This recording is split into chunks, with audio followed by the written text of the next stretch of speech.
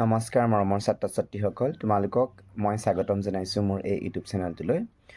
তোমালোকৰ যিহেতু কালি অসমীয়া পৰীক্ষা সমাপ্ত হ'ল, এতিয়া তোমালোকে ছ'চিয়েল চায়েন্স যিহেতু পঢ়ি আছা, মই তোমালোকক ছ'চিয়েল চায়েন্সৰ প্ৰত্যেকটো পাৰ্টৰ ভূগোল, ইতিহাস আৰু তোমালোকৰ ৰাজনীতি অৰ্থনীতি গোটেইকেইটা পাৰ্টৰে কিছুমান কুৱেশ্যন তোমালোকক মই প্ৰভাইড কৰিছিলোঁ আৰু কেনেকৈ ধৰণে কুৱেশ্যন পঢ়িব লাগিব দিছিলোঁ। এতিয়া তোমালোকৰ ছ'চিয়েল চায়েন্সৰ দুদিন গেপ পাইছা তোমালোকে। এই দুদিন গেপত তোমালোকে কেনেকৈ পঢ়িবা, মানে ছ'চিয়েল চায়েন্সটো তোমালোকে বহুতে টান পোৱা। কিছুমানে হয়তো তোমাৰ ছ'চিয়েল চায়েন্সৰ ৰিভিজন কৰিছা আৰু কিছুমানে হয়তো অলপ চলপ আগতে পঢ়ি থৈছিলে, এতিয়া আৰু অকণ পঢ়িব লাগিব। কিছুমানে হয়তো ছ'চিয়েল চায়েন্স একেবাৰে পঢ়াই নাছিলা চাগে, টান পোৱা চাগে কিছুমান। গতিকে তোমালোকে কেনেকৈ পাছ কৰিবা ছ'চিয়েল চায়েন্সত এই দুদিন পঢ়ি পানি? গতিকে ছ'চিয়েল চায়েন্সৰ কাৰণ আমাৰ কনচেপচুৱেল কুৱেশ্যন অহাৰ বহুত বেছি চান্সেছ আছে, কাৰণ তোমালোকে যোৱা বছৰ পেপাৰখন দেখিছাই যে ছ'চিয়েল চায়েন্সৰ অলপমান যোৱা বছৰ কনচেপচুৱেল কুৱেশ্যন আহিছে, কাৰণ তোমালোকৰ ডাইৰেক্ট কুৱেশ্যন মানে কিতাপৰ টেক্সচুৱেল কুৱেশ্যন দিয়া নাছিলে। এইবাৰো হয়তো তেনেকুৱা ধৰণৰ যোৱাবাৰৰ গোটেই পেপাৰখন পেটাৰ্ণ একে হ'বও পাৰে, বা হয়তো তোমালোকৰ কিতাপৰ কুৱেশ্যন দি দিব পাৰে। এইটো তোমাৰ ছেবা বৰ্ডৰ ওপৰতে নিৰ্ভৰ কৰিব। সেইকাৰণে তোমালোকে ভালকৈ ছ'চিয়েল চায়েন্স পঢ়ি যোৱাটো জৰুৰী হয়। গতিকে আজি তোমালোকক মই কেইটামান তোমালোকৰ মানে যিটো তোমাৰ নিউ পেটাৰ্ণ টাইপৰ কুৱেশ্যন কেইটামান মই তোমালোকক দেখাম। তেনেকুৱা ধৰণৰ কুৱেশ্যন তোমালোকে লগ পাবও পাৰা হয়তো। মই গতিকে তোমালোকক দেখাই দিছোঁ মই তেনেকুৱা ধৰণৰ কুৱেশ্যন। ৰাজনৈতিক ভূগোল আৰু বিষয়বস্তু আৰু সম্পদৰ এই চেপ্টাৰটোৰ পৰা কেনেকুৱা ধৰণৰ কুৱেশ্যন আমি কনচেপ্ট বেচিছ বা অলপ নিউ পেটাৰ্ণ টাইপৰ কুৱেশ্যন চাব লাগিব। তেনেকুৱা ধৰণৰ আমি চাইছোঁ যে এনেকুৱা টাইপৰ কুৱেশ্যন তোমালোকক দিব পাৰে। তলত পৃথিৱীৰ বিভিন্ন অঞ্চলত বিকশিত হোৱা কেইটামান প্ৰধান উৎপাদনশীল বৃত্তি কাৰ্যকলাপৰ নাম দিয়া হ'ল। এই বৃত্তিসমূহ প্ৰদত্ত তালিকাখনৰ খালী ঠাইত ইয়াৰ উপযুক্তটোৰ সৈতে সজোৱা, যেনেকৈ কৃষি, খনিৰ কাম কাজ, পশুপালন, মাছ ধৰা, চাহ বা কফি বাগিচা, বনজ সম্পদ ইত্যাদি। এইবিলাক আমাক কি কৰিছে, সজাবলৈ দিছে, হয়নে? ইয়াত দি দিছে আমাক কি যে তৃণভূমি, মালভূমি অঞ্চল, নদীৰ সমভূমি, পাহাৰ ঢাল, উপকূলীয় অঞ্চল, পৰ্বত। ইয়াত মুখ্য কাৰ্যকলাপসমূহ ইয়াত দিবলৈ কৈছে। তৃণভূমিটো কি হ'ব, পশুপালন হ'ব, তেনেকৈ মানে মালভূমিটো অঞ্চল খনিৰ কাম হ'ব, নদীৰ ভূমিটো কৃষি হ'ব, পাহাৰৰ ঢলটোত চাহ বা কফি বাগিচা, উপকূলীয় অঞ্চল মাছ ধৰা, পৰ্বত হৈছে বনজ সম্পদ।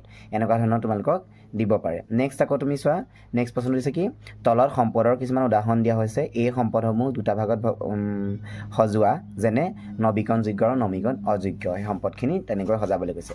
এতিয়া আমাৰ কি কি দিছে আমি চাই লওঁ।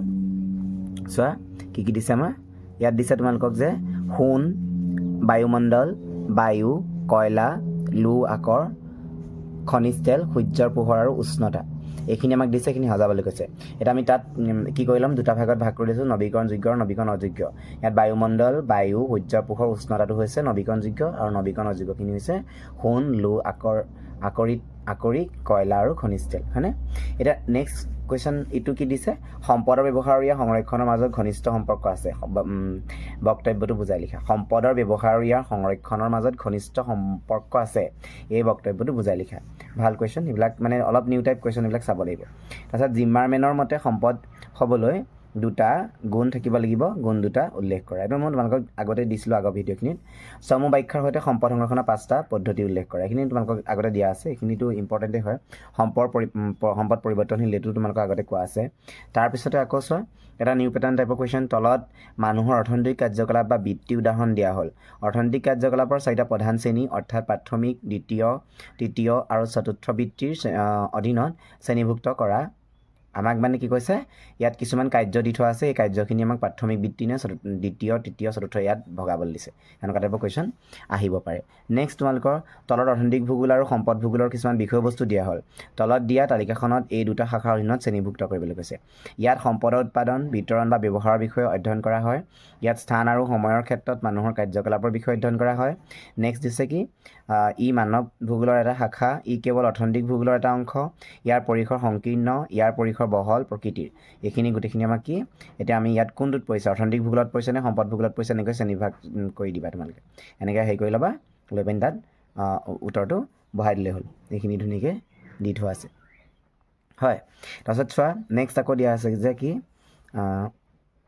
ইয়াত কৈছে তলত নৱীকৰণযোগ্য আৰু নৱীকৰণ অযোগ্য সম্পদৰ কিছুমান বৈশিষ্ট্য উল্লেখ কৰা হয়। তলত দিয়া তালিকাখনত এই দুটা সম্পদৰ শ্ৰেণীৰ অধীনত থকা এইবিলাক শ্ৰেণীভুক্ত কৰিব লাগে তোমালোকে জানাই নৱীকৰণযোগ্য সম্পদ কোনখিনি নৱীকৰণ অযোগ্য সম্পদ কোনখিনি সেই তাত ইয়াৰ পৰা পঢ়ি লৈ বস্তুটো বহাই দিলে হৈ যাব পঢ়ি চালে গম পাই যাবা গতিকে ভালকৈ সেইটো চাবা সেনেকুৱা টাইপৰ কুৱেশ্যন অহা চান্সটো আছে বাৰু এইবাৰ তাৰপিছত নেক্সট কাৰণ যিহেতু যোৱাবাৰ আমাৰ তেনেকুৱা তালিকা বেচিছ কুৱেশ্যন দিছিলে তালিকা সহায়ত মানে কৰিবলৈ কিছুমান তালিকা দি দিছিলে হয়নে আৰু পিকচাৰ বেচিছ কুৱেশ্যনো অহা এবাৰ চান্স আছে তাৰপিছতে তোমাৰ চোৱা এইটো দিছে কি 15 নম্বৰ কুৱেশ্যনটো ক্ৰমিক নং 1 2 3 এনেকৈ দিয়া আছে IUCN WWF CSC MOEF ইয়াৰ সম্পূৰ্ণ ৰূপটো লিখা লগতে ইয়াৰ ভূমিকা আৰু দায়িত্ব লিখিবলৈ কৈছে হয়নে এইটো তালিকা প্ৰয়োগ কৈছে কি বুলিছে প্ৰশ্নটো ওপৰৰ তালিকাখনত সম্পদ সংৰক্ষণৰ সৈতে জড়িত কেইটামান সংস্থাৰ নাম দেখুওৱা হৈছে তালিকাৰ খালী বাকচত সম্পূৰ্ণ প্ৰপত্ৰ আৰু সম্পদ সংৰক্ষণৰ সৈতে জড়িত প্ৰতিটো সংস্থা এটাৰ ভূমিকা বা দায়িত্ব লিখা এটা IUCN সম্পূৰ্ণ ৰূপটো দিছে international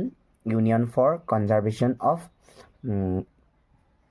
nature international union for conservation of nature ভূমিকাটো কি আছিলে সমগ্ৰ বিশ্বৰ প্ৰাকৃতিক পৰিৱেশ আৰু প্ৰাকৃতিক সম্পদৰ সংৰক্ষণ তথা জৈৱ বৈচিত্ৰ্য সম্পৰ্কে অধ্যয়ন আৰু গৱেষণা আৰু প্ৰয়োজনীয় ব্যৱস্থা গ্ৰহণ কৰে হয়নে নেক্সট WWFৰ কি world wide fund for nature সেই তেনেকৈ তোমালোকে এই বস্তুকেইটা চাই লৈ তাৰে তোমালোকৰ ইয়াৰ ভূমিকা বা দায়িত্ব কি আছিল চাবা নেক্সট আমি ইয়াত দিছে কি মানৱ সৃষ্ট সম্পদ আৰু মানৱ সম্পদৰ মাজৰ দুটা পাৰ্থক্য লিখা সেইটো চাই ল'বা তাৰপিছতে পৰিৱেশ আৰু পাৰিৱেশিক সমস্যা তাৰ পৰা আমি কুৱেশ্যন কেনেকুৱা ধৰণৰ চাম চোৱা বি ছেকশ্যনে দিয়া আছে বায়ুমণ্ডলত উষ্ণতা বৃদ্ধি 3টা কাৰণ লিখা আৰু গোলকীয় উষ্ণতা বৃদ্ধি পৰীক্ষাৰ বাবে 2টা উপযুক্ত ব্যৱহাৰ উল্লেখ কৰা ইয়াতে আছে তোমালোকে চাবা মই তোমালোকক এই যেতিয়া ভূগোলৰ পৰিৱেশ সমস্যা চেপ্টাৰটো দিছিল তাত কৈছিলোঁ যে গোলকীয় উষ্ণতা বৃদ্ধি 3টা কাৰণ লিখা এনেকুৱা ধৰণৰ কুৱেশ্যন আহিব পাৰে আৰু গোলকীয় উষ্ণতা বৃদ্ধিৰ মানে ৰোধ কেনেকৈ কৰিব পাৰি তাৰো প্ৰতিকাৰ কেনেকৈ কৰিব পাৰি সেইখিনি মই কৈছিলোঁ ইম্পৰ্টেণ্ট বুলি সেইখিনি চাবা তাৰপিছতে চোৱা ইয়াত দিছে নেক্সট কুৱেশ্যনটো যে পৰিৱেশ হৈছে স্থল জল বায়ু আৰু জীৱৰ মাজৰ পাৰস্পৰিক সম্পৰ্কৰ পৰিণতি পিটাৰ হেগেটে মানে কৈছিলে বাক্যশাৰী যে পৰিৱেশৰ 4টা প্ৰধান উপাদানৰ মাজৰ সম্পৰ্ক উল্লেখ কৰি ওপৰৰ কথাখিনি বিশদভাৱে লিখা এই পিটাৰ হেগেৰে যে কৈছিলে পৰিৱেশ হৈছে স্থল জল বায়ু আৰু জীৱৰ মাজৰ পাৰস্পৰিক সম্পৰ্কৰ পৰিণতি কৈছিলে তেওঁ সেই ভিত্তিটোত লৈ পানি ওপৰৰ বাক্যশাৰীৰ মানে কি কৈছে বিশদভাৱে আলোচনা কৰিবলৈ কৈছে তাৰমানে ইনডাইৰেক্টলি আমাৰ কুৱেশ্যনটো হৈছে যে এই বায়ুমণ্ডলৰ যি 4টা মণ্ডল আছে সেই 4টা মণ্ডলৰ সম্বন্ধটো কি আমাক সেইটোকে কৈছে কুৱেশ্যনটো সেইটো মানুহক দিয়া আছিলে কুৱেশ্যনটো আগতে কৈছিলোঁ দেই নেক্সট আছে যে মৰুকৰণৰ 3টা প্ৰধান কাৰণ আৰু মৰুকৰণৰ সমস্যা সমাধানৰ 2টা সম্ভাৱ্য ব্যৱস্থা উল্লেখ কৰা এইটো কোৱা আছিলে আগতে নেক্সট আমি চাম তলত দিয়া বাকচটোত কিছুমান পৰিৱেশ আৰু সমস্যাৰ কথা উল্লেখ কৰা হৈছে এই সমস্যাসমূহ তলত দিয়া খালী তালিকাত উল্লেখ কৰাৰ ধৰণে পৰিৱেশ সমস্যা 3টা বিভিন্ন গোটত ভাগ কৰিবলৈ দিছে হয়নে ইয়াত চোৱা এটা ক্ষুদ্ৰ উদ্যোগৰ দ্বাৰা সৃষ্টি হোৱা ভূমি প্ৰদূষণ গোলকীয় উষ্ণতা বৃদ্ধি বিশাল ঔদ্যোগিক অঞ্চলত পানীৰ প্ৰদূষণৰ সমস্যা মেৰু বৰফ গলি যোৱা এখন চহৰত খোৱা পানী নাটনি নদীৰ অৱবাহিকাত মাটি খহনীয়াৰ সমস্যা সাগৰৰ পানীৰ স্তৰ বৃদ্ধি নদীৰ দ্বাৰা সৃষ্টি হোৱা পাহাৰৰ খহনীয়া সমস্যা মৰুকৰণ পাহাৰীয়া অঞ্চলত ভূমিস্খলন এই বস্তুখিনি আমি কিহত পৰিব তাৰমানে তালিকাখন হৈছে এইখন যে কিহত সজাবলৈ কৈছে আমাৰ স্থানীয় আঞ্চলিক গোলকীয়ত ক'ত পৰে আমাক কৈছে মই এই তোমালোকক ভিডিঅ'টো যেতিয়া বুজাইছিলোঁ তেতিয়া কৈছিলোঁ যে স্থানীয় সমস্যা আঞ্চলিক সমস্যা গোলকীয় সমস্যা স্থানীয় সমস্যা মানে কি আছিলে যে যোনখিনি সমস্যা আমাৰ এটা সৰু আমি যোনখন ঠাইত বাস কৰিছোঁ যেনেকৈ ধৰি লওক আমি কোনোবাই এখন গাঁৱত বাস কৰিছা সেই গাঁওখনৰ যি তোমালোকৰ সমস্যা সেইটো মানে হৈছে তোমাৰ স্থানীয় সমস্যা আৰু আঞ্চলিক সমস্যা বুলি ক'লে আমি যিহেতু অসমৰ বাসিন্দা গতিকে অসমৰ যি বানপানী সমস্যা গৰাখহনীয়া সমস্যা এইটো হৈছে তোমালোকৰ কি আঞ্চলিক সমস্যা হয়নে তাৰপিছতে আহি গ'ল গোলকীয় সমস্যা মানে গোটেই ৱৰ্ল্ডে যিখিনি সমস্যা ভুগি আছে সেইখিনি আমাক গোলকীয় সমস্যাত পৰিব হ'ব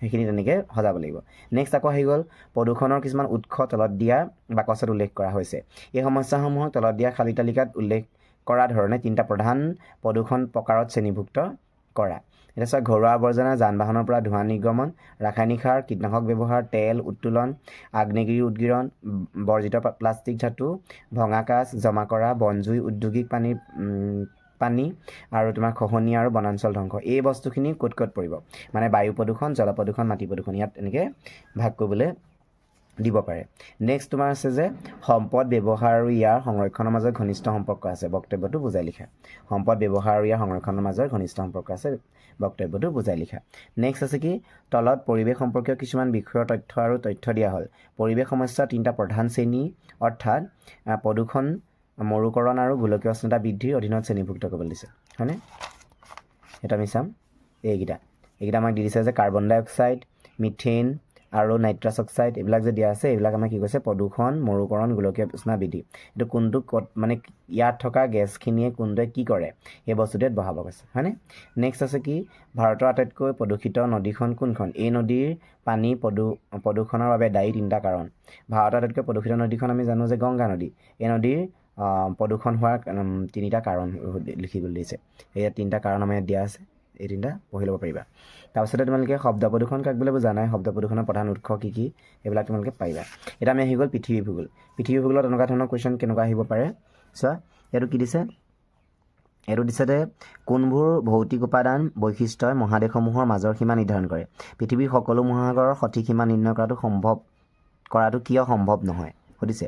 এইটো চাবা যে কি কৈছে প্ৰশ্নটো, কোনবোৰ ভৌতিক উপাদান বা বৈশিষ্ট্যই মহাদেশসমূহৰ মাজৰ সীমা নিৰ্ধাৰণ কৰে? মহাদেশবোৰৰ মাজৰ সীমা মূলতঃ প্ৰাকৃতিক উপাদান যেনে নদ নদী, সাগৰ মহাসাগৰ আদিয়ে নিৰ্ধাৰণ কৰে। উদাহৰণস্বৰূপে ইউৰোপ আৰু আফ্ৰিকা মহাদেশৰ মাজৰ সীমা ভূমধ্যসাগৰ, এছিয়া আৰু আফ্ৰিকা মহাদেশৰ মাজৰ সীমা লোহিত সাগৰে নিৰ্ণয় কৰিছে। আনহাতে ইউৰোপ আৰু এছিয়া মহাদেশৰ মাজৰ সীমা প্ৰাকৃতিকভাৱে ইউৰেল পৰ্বতমালা নিৰ্ধাৰণ কৰে। আকৌ উত্তৰ আমেৰিকা আৰু দক্ষিণ আমেৰিকাৰ মাজৰ সীমা পানামা খালে নিৰ্ধাৰণ কৰে হয়নে। মই এইটো তোমালোকক যেতিয়া লেচনটো বুজাই দিছিলোঁ তেতিয়া তোমালোকক এইখিনি কথা কৈছিলোঁ যে এইকেইটা ইম্পৰ্টেণ্ট হয়। সেইটো কুৱেশ্যন এটা বনি গ'ল দিছে ন তোমালোকে। এনেকুৱা ধৰণৰ কুৱেশ্যন বনাব পাৰে। তাৰমানে আমি পঢ়ি যোৱা বস্তুৱে কিন্তু অলপ বেলেগ টাইপত বনাই দিব পাৰে। আমি তেতিয়া এৰি থৈ আহিম মানে তেনেকৈ বনাই দিব বস্তুটো। সেইকাৰণে তোমালোকে ইমান চিন্তা কৰিব নালাগে। তোমালোকে পঢ়ি যোৱা কুৱেশ্যনে দিব কিন্তু অলপ বেলেগ টাইপত বনাব। গতিকে অলপ মানে বস্তুটো ভাবি মেলি চাই পিনিহে উত্তৰ কৰিবা। আৰু সেইটোৱে কনচেপচুৱেল কুৱেশ্যন আহিব। তোমালোকে অলপ ধ্যান দি ভালকৈ পঢ়া। এই দুদিন আজি আছে কাইলৈ আছে। এইকেইটা মই তোমালোকক নিউ টাইপৰ কুৱেশ্যনকেইটা কেনেকৈ বনিব পাৰে তোমালোকক দেখুৱাই দিছোঁ। তোমালোকে খালি বস্তুটো ভালকৈ আয়ত্ত কৰি পৰীক্ষাত কাইলৈ পৰহিলৈ ভালকৈ কৰিবা। সেয়াই মোৰ তোমালোকৰ কাৰণে এটা বাৰ্তা। তাৰপিছত দিছে চোৱা, সাগৰ আৰু মহাসাগৰৰ মাজৰ পাৰ্থক্য কি? উদাহৰণ দি উত্তৰ দিয়া। এতিয়া সাগৰ আৰু মহাসাগৰৰ মাজৰ পাৰ্থক্যটো কি সেইটো উদাহৰণ দিবলৈ কৈছে। এতিয়া আমি সেইটো জানাই চাগে মহাসাগৰসমূহৰ সঠিক সীমা নিৰ্ধাৰণ কৰাটো সম্ভৱ নহয়, আনহাতে সাগৰসমূহৰ সীমা নিৰ্ধাৰণ কৰাটো সম্ভৱ। উদাহৰণস্বৰূপে কাস্পিয়ান, মেৰু আৰু আৰৱ সাগৰ সেইটো। গতিকে তাৰপিছত আহি গ'ল আমাৰ তলত উল্লেখ কৰা মহাদেশসমূহৰ মাজৰ সীমা নিৰ্ধাৰণ কৰা ভৌগোলিক বৈশিষ্ট্য বা কাৰকৰ নাম লিখা। মানে উত্তৰ আমেৰিকা আৰু দক্ষিণ আমেৰিকা, ইউৰোপ আৰু আফ্ৰিকা, এছিয়া আৰু আফ্ৰিকা, ইউৰোপ আৰু এছিয়া, ইয়াৰ মানে মাজৰ সীমা যে নিৰ্ধাৰণ কৰে তাৰ আমাৰ হেৰিখিনি লিখিব হৈছে। আমি জাষ্ট এতিয়া পঢ়িছিলোঁ এবাৰ তেনেকুৱা কুৱেশ্যন। পানামা খাল, জিব্ৰাল্টাৰ প্ৰণালী, লোহিত সাগৰ, এছিয়া আৰু আফ্ৰিকা লোহিত সাগৰে কৈছে, ইউৰোপ আৰু আফ্ৰিকাক জিব্ৰাল্টাৰ প্ৰণালীয়ে কৈছে, আৰু পানামা খালে কাক কৈছে? উত্তৰ আমেৰিকা আৰু দক্ষিণ আমেৰিকা হয়নে নহয়। তাৰপিছতে আৰু ইউৰোপ আৰু এছিয়াক কৈছে তোমাৰ কৰিছে ইউৰাল পৰ্বত আৰু ইউৰাল নদী হয়নে নহয়।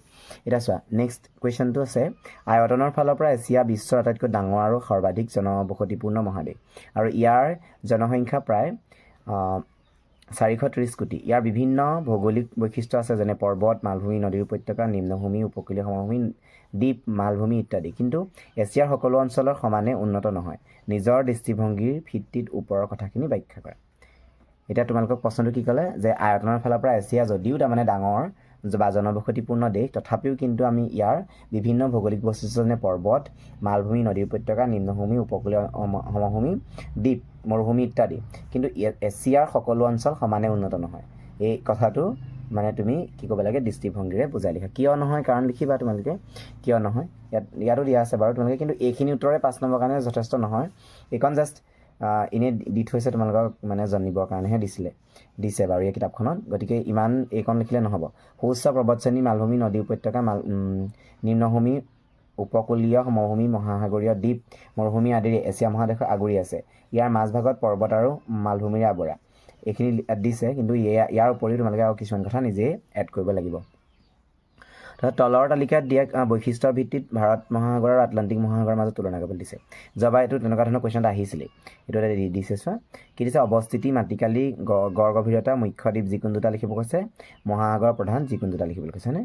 তো এনেকুৱা টাইপৰ কুৱেশ্যন অহা চান্সেছ খুব বেছি আছে। অৱস্থিতি ইয়াত লিখিবা ভাৰতৰ অৱস্থিতি কেনেকুৱা, আটলাণ্টিক মহাসাগৰৰ অৱস্থিতি কেনেকুৱা, মাটিকালি কিমান, মাটিকালি কিমান, গড় গভীৰতা ইয়াৰ কিমান, মুখ্য দ্বীপ দুটা ইয়াত লিখিব লাগিব, ইয়াতো দুটা লিখিব লাগিব, মহাসাগৰৰ প্ৰধান ইয়াতো দুখন এনেকুৱা ধৰণৰ কুৱেশ্যন তুলনা কৰিবলৈ আহিব পাৰে। তালিকাখন ফিল আপ কৰি দিলে এনচাৰ ডাইৰেক্ট পাই যাবা 5 নম্বৰ কুৱেশ্যন। তো ইমান সহজ মানে বস্তুটো ইমানো টান নহয়, জাষ্ট তথ্য মুখস্থ কৰিব লাগিব। মানে আগতে আমি ডাঙৰ ডাঙৰ কুৱেশ্যন পঢ়ি গৈছিলোঁ, গোটেই কিতাপখন পঢ়ি যাওঁ, পিছফালৰ কুৱেশ্যনটো আহি যায়, আমি লিখি দিওঁ পৰীক্ষাত, নম্বৰ পাই যাওঁ। কিন্তু আজিকালি আমি এনেকুৱা টাইপৰ কুৱেশ্যন অহাৰ কাৰণে অলপ টান বুলি ভাবোঁ, কিন্তু টান নহয়, উজুৱে বস্তুটো খালি তথ্যখিনি মুখস্থ থাকিব লাগিব, হয়নে? এতিয়া চোৱা, এছিয়া বিশ্বৰ বৃহত্তম মহাদেশ, অন্য মহাদেশৰ তুলনাত তথ্যৰ সৈতে ওপৰৰ কথাষাৰ সমৰ্থন কৰিবলৈ অন্ততঃ দুটা প্ৰমাণ দিয়া। কি কৈছে? এছিয়া বিশ্বৰ বৃহত্তম মহাদেশ, অন্য মহাদেশৰ তুলনাত তথ্যৰ সৈতে ওপৰৰ কথাষাৰ সমৰ্থন কৰিবলৈ অন্ততঃ দুটা প্ৰমাণ দিয়া। কি দিছে? দিছে যে 44.6 নিযুত বৰ্গ কিলোমিটাৰ মাটিকালিৰে এছিয়া মহাদেশে পৃথিৱীৰ জলভাগৰ প্ৰায় 30% জুৰি আছে। আনহাতে আন মহাদেশ যেনে উত্তৰ ইউৰোপ মহাদেশে পৃথিৱীৰ স্থলভাগৰ প্ৰায় ইমান শতাংশ, আফ্ৰিকা ইমান শতাংশ, আৰু উত্তৰ আমেৰিকা ইমান শতাংশ, দক্ষিণ আমেৰিকা ইমান শতাংশ, ওচেনিয়া ইমান, আৰু এণ্টাৰ্কটিকা ইমান জুৰি আছে। আৰু 2014 চনৰ আনুমানিক তথ্য অনুসৰি এছিয়া মহাদেশৰ জনসংখ্যা ইমান, অৰ্থাৎ বিশ্বৰ মুঠ জনসংখ্যাৰ প্ৰায় 3/5 হ'ল। গতিকে এনেকুৱা ধৰণৰ কুৱেশ্যন লিখি দিলে এইটো দুটা কাৰণ হৈ যাব উত্তৰ। নেক্সট আছে কি? নেক্সট কুৱেশ্যনটো হৈছে বিশ্বৰ মুঠ জনসংখ্যাৰ 90% উত্তৰ গোলাৰ্ধত কেন্দ্ৰীভূত। ওপৰৰ কথাষাৰ সমৰ্থন কৰিবলৈ কমেও দুটা প্ৰমাণ তথ্য আৰু পাৰিসাংখ্যিকেৰে লিখা। এতিয়া আমি লিখিম কি বুলি, যে পৃথিৱীৰ স্থলভাগ প্ৰায় 67% উত্তৰ গোলাৰ্ধত অৱস্থিত। মহাদেশসমূহৰ ভিতৰত দক্ষিণ আমেৰিকা বৃহৎ অংশ, আফ্ৰিকাৰ দক্ষিণাংশ, ওচেনিয়া আৰু এণ্টাৰ্কটিকা বাদ দি বাকী থকা অংশই উত্তৰ গোলাৰ্ধত অন্তৰ্গত। সেয়েহে পৃথিৱীৰ মুঠ জনসংখ্যাৰ প্ৰায় 90% উত্তৰ গোলাৰ্ধত থাকে। জলবায়ু, মৃত্তিকা, তাৰপিছতে ভূ প্ৰকৃতিৰ ওপৰত নিৰ্ভৰ কৰি কৃষিকাৰ্য, শস্যৰ উৎপাদনো এই উত্তৰ গোলাৰ্ধতে বেছি ভাল হয়। সেয়েহে এই অঞ্চলতো আমাৰ কি হয়, বেছিকৈ মানে মানুহ বসবাস কৰে, বা উত্তৰ গোলাৰ্ধত বেছি মুঠ জনসংখ্যা বেছি হয়, হয়নে? নেক্সট আমি এবাৰ চাম অসম ভূগোল। অসম ভূগোলত এনেকুৱা ধৰণৰ মানে নিউ টাইপ কুৱেশ্যন কেনেকুৱা বনিব পাৰে, নিউ পেটাৰ্ণ টাইপৰ। চোৱা, কৃষি অসমৰ অৰ্থনীতিৰ ভেটি আৰু কৃষিখণ্ডই ইয়াৰ অৰ্থনীতিৰ মূল চালিকা শক্তি। ওপৰৰ কথাষাৰৰ অৰ্থ কি? বহলাই লিখিব কৈছে। এতিয়া কৃষি অসমৰ অৰ্থনীতিৰ ভেটি আৰু কৃষিখণ্ড ইয়াৰ অৰ্থনীতিৰ মূল চালিকা শক্তি। মই তোমালোকক কৈছিলোঁ যে অৰ্থনীতিত কৃষিখণ্ডৰ ভূমিকা কেনেকুৱা ধৰণৰ প্ৰশ্ন আহিব। তাৰমানে কি, আমাৰ অসমৰ অৰ্থনীতিতেনো কৃষিয়ে কেনেকুৱা ধৰণৰ বৰঙণি আগবঢ়াইছে, এইটোকে লিখিব কৈছে। এইকণ যথেষ্ট নহয় দেই, এইকণে নহ'ব, আমি আৰু কিছুমান বস্তু লিখিব লাগিব, যে অসমৰ অৰ্থনীতিত কৃষিখণ্ডই গুৰুত্বপূৰ্ণ ভূমিকা পালন কৰি আহিছে।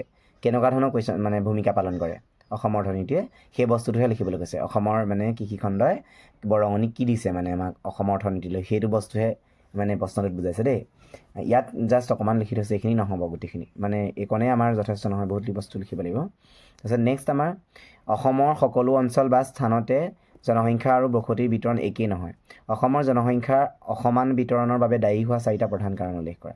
মষ্ট ইম্পৰ্টেণ্ট কুৱেশ্যন, এইটো দিব পাৰে, হয়নে? নেক্সট চাব লাগিব যে অসমৰ পাহাৰীয়া অঞ্চলৰ জনজাতীয় লোকসকলে ঝুম বা স্থানান্তৰিত খেতি কৰে। অসমৰ পাহাৰীয়া অঞ্চলত চলোৱা ঝুম বা স্থানান্তৰিত খেতিৰ বিষয়ে চমুকৈ লিখা। এইটো ভাল বস্তু। নেক্সট আমি আৰু এটা কুৱেশ্যন তোমালোকে চাব পাৰা, যে তলৰ তালিকাত দিয়া বৈশিষ্ট্যসমূহৰ ভিত্তিত ব্ৰহ্মপুত্ৰ উপত্যকা আৰু বৰাক উপত্যকা তুলনা কৰিবলৈ দিছে। ভৌগোলিক অঞ্চল, জনসংখ্যা ঘনত্ব, প্ৰধান উপনৈ, প্ৰধান পাহাৰসমূহ। এতিয়া আমি তাত লিখি দিলেই হৈ গ'ল। ইয়াত তালিকাখন ফিল আপ কৰিব দিছে। ভৌগোলিক অঞ্চল বুলি ক'লে আমাৰ কি হ'ব, ইয়াৰ ব্ৰহ্মপুত্ৰ উপত্যকাৰ তাৰমানে ভৌগোলিক অঞ্চলটো কিমান আৰু এইটো কিমান বৰ্গ কিলোমিটাৰ, সেইটো 2001 চনৰ মতে জনসংখ্যা কিমান আছিলে, বৰাকৰ কিমান আছিলে, ব্ৰহ্মপুত্ৰৰ কিমান আছিলে, সেইটো জনসংখ্যা ঘনত্ব কিমান আছিলে, ইয়াৰ কাৰণে সেইটো বস্তু লিখিলে হ'ল। সেইটো ফিল আপ কৰিবলৈ দিছে। তেনেকুৱা টাইপৰ কুৱেশ্যন দিব পাৰে, কাৰণ যোৱা বছৰ আহিছে তেনেকুৱা, গতিকে এইবাৰো দিব পাৰে। অসমৰ কেইটামান জনগোষ্ঠীয় তালিকাত থকা আৰু তালিকাত তলৰ তালিকাত দিয়া হৈছে। অসমৰ কেইটামান জনগোষ্ঠীৰ তালিকা তলৰ তালিকাত দিয়া হৈছে। তালিকাত দিয়া খালী ঠাইত এই জনগোষ্ঠীৰ জনসংখ্যা বেছিকৈ কেন্দ্ৰীভূত হোৱা জিলাসমূহৰ নাম লিখা।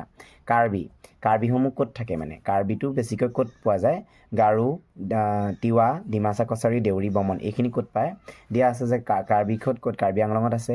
ইয়াৰ বাহিৰেও তোমালোকৰ নগাঁৱত পোৱা যায়, কামৰূপ, শোণিতপুৰ, ডিমা হাছাও জিলা, তাৰপিছত এইবিলাকত মানে ঘন বসতি থকা দেখা যায়। ঠিক একেদৰে গাৰো ক'ত থাকে, মেঘালয়, হয়নে? সেইবিলাকত এই বস্তুবোৰ চাবা দেই। মই গোটেইখিনি পঢ়ি নাই দিয়া, ভিডিঅ'টো বহুত বেছি দীঘলীয়া হৈ যাব।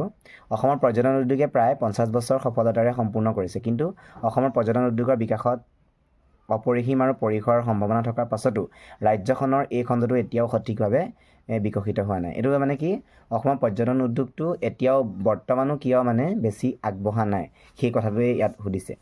তাৰপিছত কৈছে কি, ওপৰৰ দিয়া তথ্যৰ ভিত্তিত দুটা কাৰকৰ কথা উল্লেখ কৰা যিবোৰে অসমৰ পৰ্যটন উদ্যোগৰ বিকাশত সহায় কৰিব দুটা কাৰক উল্লেখ কৰিবলৈ কৈছে কি বুলি কৈছে ওপৰত আমাক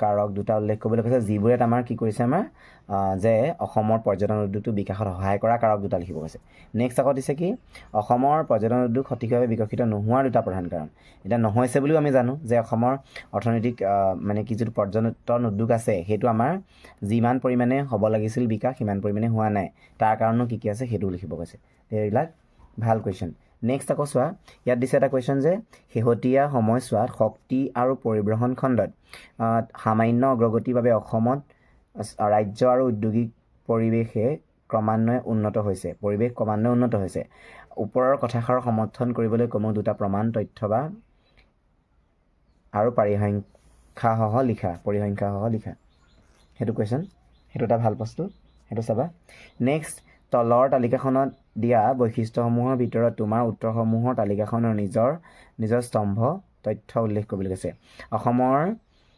ভৌগোলিক মাটিকালি কিমান অসমৰ মুঠ জনসংখ্যা কিমান অসমৰ মুঠ জিলা অসমৰ মুঠ সংগ্ৰহ বা আন্তঃগাঁথনি উন্নয়ন কিমান আছে অসমৰ মেগা ফুড পাৰ্ক কিমান আছে এইখিনি ইয়াত লিখিব কৈছে এইটো ফিল আপ কৰি দিয়া হৈছে এইটো চাই ল'বা নেক্সট মেপৰ কথাটো মই তোমালোকক ভিডিঅ'ত মানে মোৰ ইউটিউব চেনেল ভিডিঅ' এটা প্ৰেৰণ কৰি দিছোঁ তোমালোকে তাতে চাই ল'বা মেপত কি বহাবলৈ আহিব বাকী এটা আমি ৰাজনীতি খণ্ডৰ তেনেকুৱা ধৰণৰ কিবা নিউ পেটাৰ্ণ টাইপৰ কুৱেশ্যন আছে নেকি মই সেয়া তোমালোকক দেখাই দিছোঁ চোৱা এইবিলাক চাব পাৰা এনেই ব্লু প্ৰিণ্টত চাবলৈ গ'লে আগতে আমাৰ ব্লু প্ৰিণ্টত এই ৰাজনীতি বিজ্ঞানৰ পৰা 3 মাৰ্কছৰ কুৱেশ্যন এটা আহে বাকী তোমালোকৰ ইয়াত থকা ৰাজনীতি বিজ্ঞানৰ বাকী চেপ্টাৰ তল পিছফালে বা অৰ্থনীতি চেপ্টাৰ দুটা তাৰ পৰা MCQ আহিছিলে কিন্তু যোৱা বছৰ আমাৰ অলপ টাইপটো সলনি কৰি দিছে যোৱা বছৰ আমাৰ ব্লু প্ৰিণ্ট মানে হেৰি কৰা নাই ফ'ল' নাই কৰা সেইকাৰণে এইবাৰো ব্লু প্ৰিণ্ট ফ'ল' নকৰিব পাৰে সেইকাৰণে তোমালোকে অলপ পঢ়ি যোৱাটো ভাল মানে ইংৰাজে কেবিনেট মিছন ভাৰতলৈ কেতিয়া আৰু কিয় পঠাইছিল সেইটো ভাল প্ৰশ্ন কাৰ উদ্যোগত সংবিধান সভা গঠন হয় আৰু সংবিধান সভাৰ প্ৰথম বৈঠক কেতিয়া অনুষ্ঠিত হৈছিল প্ৰস্তাৱনাত থকা আমি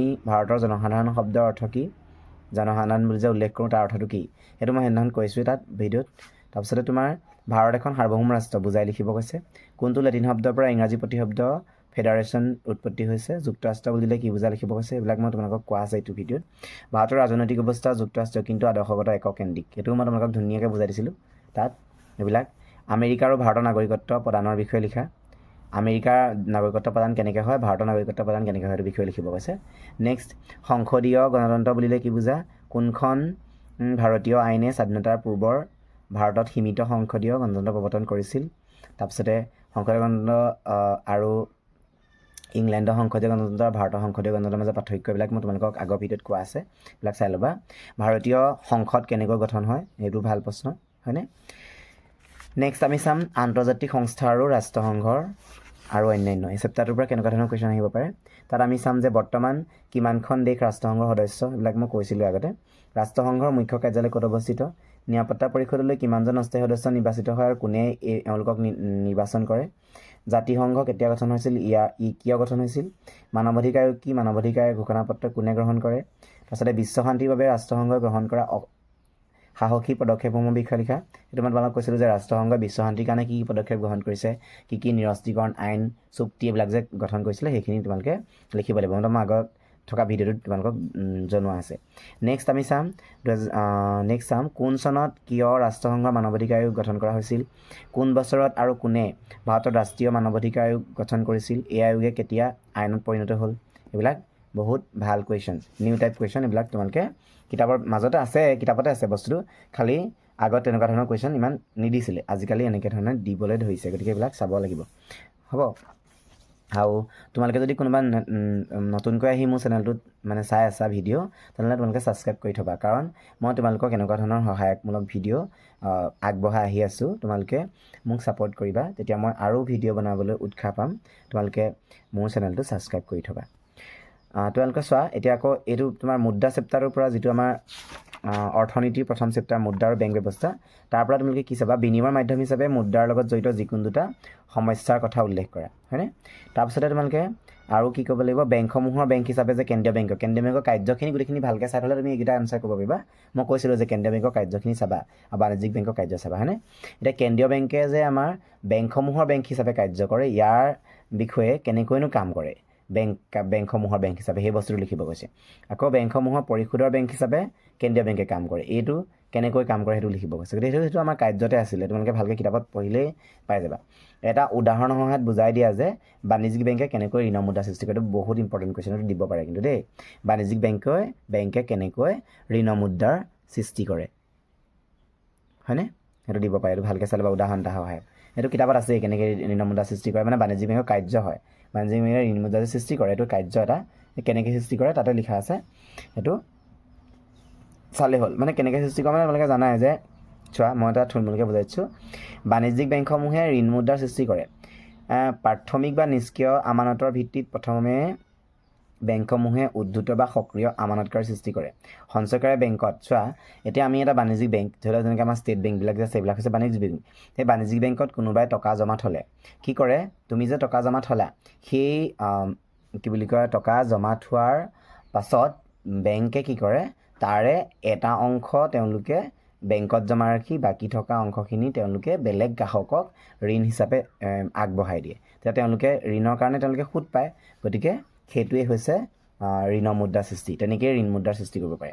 মানে বেলেগক ঋণ দি দিয়ে আৰু তাতে তেওঁলোকৰ কি হয় তেওঁলোকৰ বাণিজ্যিক বেংকৰ লাভ হয় ন মানে আমাৰ সুতলৈ যদি পইচাটো বেলেগক দি দিয়ে তেতিয়া এটা ঋণ মুদ্ৰাৰ সৃষ্টি হ'ল নাই সেই বস্তুটোৱে কৈছে চোৱা ইয়াত দিছে যে সঞ্চয়কাৰী বেংকত যি পৰিমাণৰ ধন সঞ্চয় জমা থয় সেই পৰিমাণটো হ'ল প্ৰাথমিক বা নিষ্ক্ৰিয় আমানত উদ্ধৃত বা সক্ৰিয় আমানতত বেংকসমূহে সৃষ্টি কৰে প্ৰাথমিক আমানতৰ এটা অংশ জমা ৰাখি বাকী থকা অংশসমূহ ঋণ হিচাপে আগবঢ়াই লয় ঋণ আগবঢ়াৰ লগে লগে মুদ্ৰা সৃষ্টি প্ৰক্ৰিয়া আৰম্ভ হয় সেইটোৱে মুদ্ৰা সৃষ্টি হৈ যায় কাৰণ ঋণটোতো যদি বেলেগক দি দিয়ে তেনেহ'লে তাৰ পৰাতো বেংকে কিবা এটা সুদ ল'ব ন সেই সুদটোৱে হ'ব ঋণ মুদ্ৰাৰ সৃষ্টি হয়নে সেইটোৱে বস্তু সেইটো থুলমূলকৈ মই জাষ্ট কৈ দিছোঁ গতিকে সেইটো বহুত কিন্তু ইম্পৰ্টেণ্ট দেই তাৰপৰা বিহিত মুদ্ৰা আৰু অবিহিত মুদ্ৰাৰ মাজত পাৰ্থক্য মই বিহিত মুদ্ৰা অবিহিত মুদ্ৰাৰ কথা কৈছিলোঁ সেইখিনি ভাল বস্তু বুলি তাৰপিছতে মুদ্ৰাৰ তাৰল্য থাকিব লাগিব তাৰল্য শব্দটোৰ অৰ্থ কি তাৰপিছতে লগতে মুদ্ৰাৰ আন যিকোনো এটা বৈশিষ্ট্য উল্লেখ কৰে তাৰপিছতে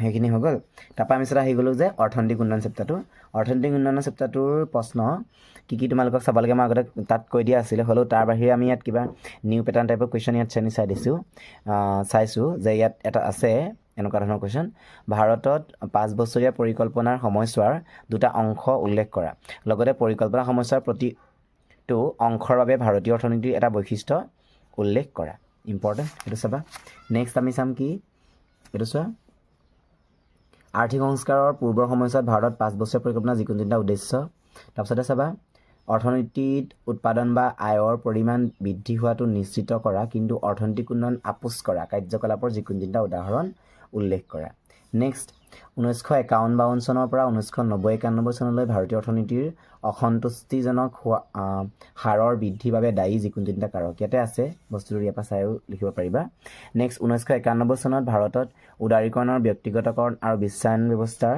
প্ৰৱৰ্তনৰ বাবে দায়ী যিকোনো দুটা কাৰক উল্লেখ কৰা হয়নে এইখিনি ভাল বস্তু ইয়াত চাবা এতিয়া আমি এইটো আমাৰ ৰাজনীতি পাৰ্টটো হৈ গ'ল গতিকে এতিয়া আমি চাম ইতিহাসৰ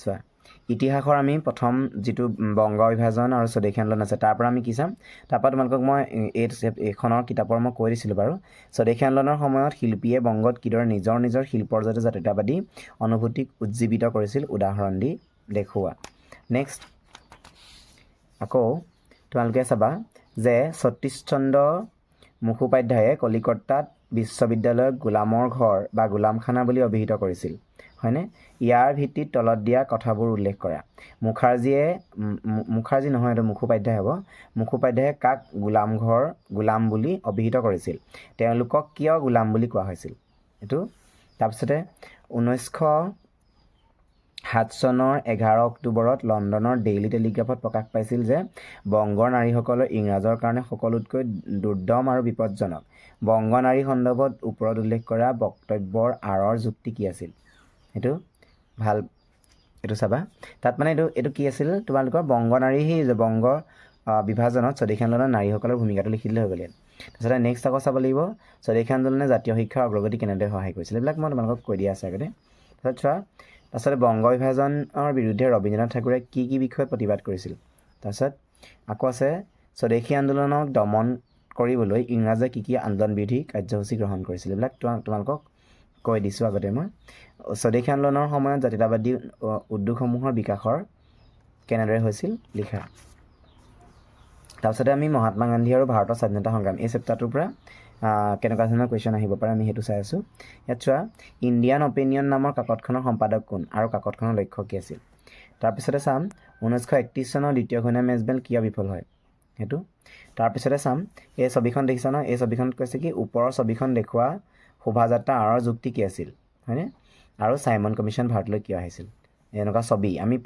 জানো যে যোৱা বছৰ পিকচাৰ বেছ কুৱেশ্যন আহিছে এইবাৰো তোমালোকক পিকচাৰ বেছ কুৱেশ্যন দিয়া সম্ভাৱনা আছে তোমালোকে পিকচাৰবিলাক অকণমান গুৰুত্ব দিবা তাৰপিছতে দক্ষিণ আফ্ৰিকাত গান্ধীৰ কাৰ্যকলাপে তেওঁৰ এজন পৰিপক্ক আদৰ্শবাদী নেতালৈ ৰূপান্তৰিত কৰিলে এই কামবোৰ কি আছিল লিখিবলৈ কৈছে এইটো কুৱেশ্যন ইয়াত দিয়া আছে এনচাৰটো নেক্সট আমি চাম অসমত ব্ৰিটিছ বিৰোধী জাগৰণ আৰু কৃষক বিদ্ৰোহ তাৰ পৰা কি কুৱেশ্যন মানে নিউ টাইপ আছে নেকি আমি চাই আছোঁ তাত চোৱা তোমালোকৰ এইটো চাব পাৰা যে ইংৰাজৰ সৈতে মণিৰাম দেৱানৰ সম্পৰ্কত কেনেধৰণৰ পৰিৱৰ্তন দেখা যায় ফুলগুৰিৰ বিদ্ৰোহত ব্ৰিটিছ প্ৰশাসনে কঠোৰ হাতেৰে কেনেকৈ দমন কৰিলে পথৰুঘাটৰ কৃষক বিদ্ৰোহ কিয় হয় আৰু বিদ্ৰোহৰ পৰিণতি লিখা তাৰপিছতে 1857 চনৰ বিদ্ৰোহৰ বিফলতাৰ কাৰণ কি আছিল তাৰপিছতে অসমত ইংৰাজে ৰূপায়ণ কৰা ৰাজহ ব্যৱস্থাৰ বিষয়ে লিখা এইটো বহুত ভাল বস্তু এইটো চাব লাগিব তাৰপিছতে তোমালোকক সেইবিলাক মই আগতে কৈছিলোঁ দেই তোমালোকক যোনে ভিডিঅ' মোৰ চাইছিলা তেওঁলোকে গম পাইছা চাগে মই